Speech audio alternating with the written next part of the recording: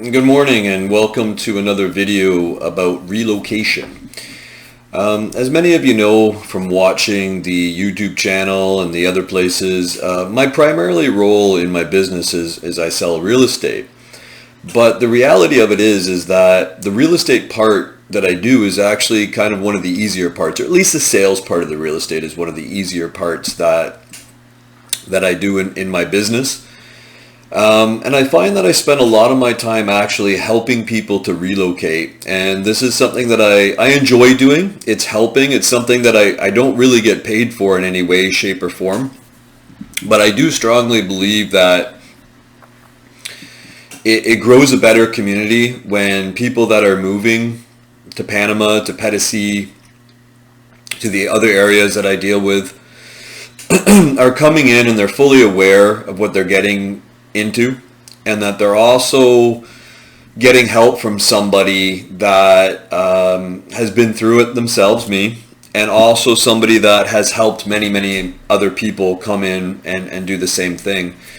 I always say to people that I treat people the way that I want to be treated. I think it's a good way to live life, but beyond that, I always say that I wish that I had a Ken when I came to Panama. I wish I had somebody that I could call, pick up the phone, and ask the questions that I can't seem to find anywhere on the internet, or if I do find them on the internet, there's a bunch of different answers to the same question, and some of them don't make sense. Now, there's relocation services out there in Panama. Some of them are good, some of them are bad. Some of them are disguised as relocation services, but they're actually trying to sell you real estate. Some of them are relocation services that are more like tour companies, which is great. If you want to come and you don't want to have to figure everything out for yourself, you can book tours on some of these relocation services. And then they have follow-up support afterwards because you've paid your fees to tour around. And you also get to meet other people that are in the same boat as you, and you can share the information that you've learned and that you've gleaned, and then they can help you as well. And a lot of these people that do some of these relocation tours do form lifetime friendships with these people, with the tour operators and with the other people that they were tour on. But they don't always have all the answers to what you're looking for. And then there's other relocation services out there that, in my opinion, are overpriced garbage.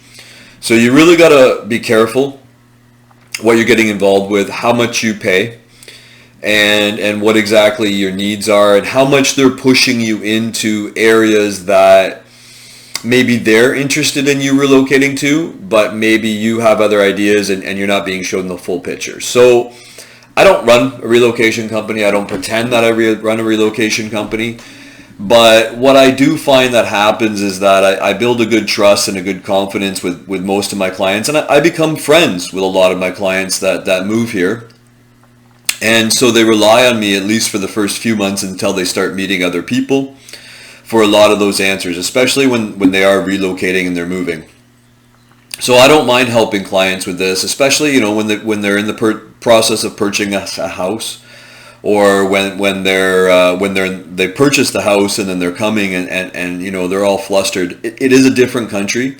It is very different than where you're coming from. The processes, the bureaucracy, some of the nuances within airlines and things like that can be difficult compared to the ease that we're used to from our own countries, where everything is pretty good.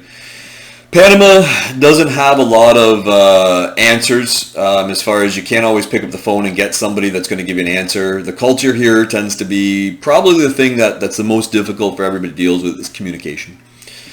And not everybody wants to take responsibility to answer a question directly.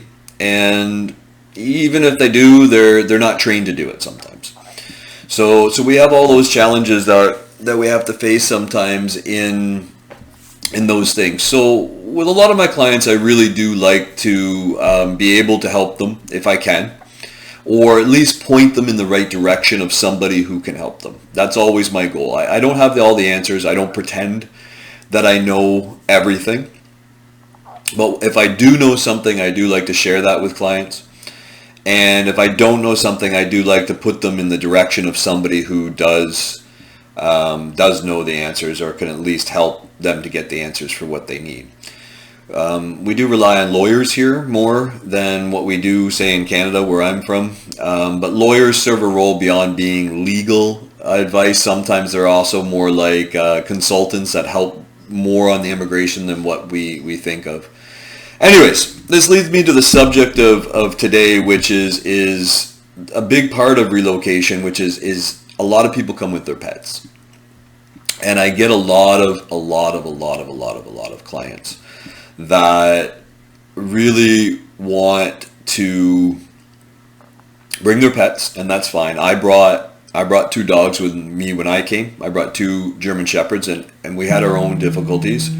And we also, everybody I find when it comes to pets have their own story. And it's usually a bit of a difficult story depending on the type of dog that you bring, or cat, or birds, or rabbits, or whatever other pet that you have. Usually it's dogs and cats, but I have other instances of clients that go through the struggles of bringing other types of animals. The big thing that I always tell people is that getting your residency, doing your investments, doing your pension visa, doing the real estate transaction, those are all fairly easy compared to, for what a lot of people, the most stressful part is bringing the pets. So let's talk a little bit more about that.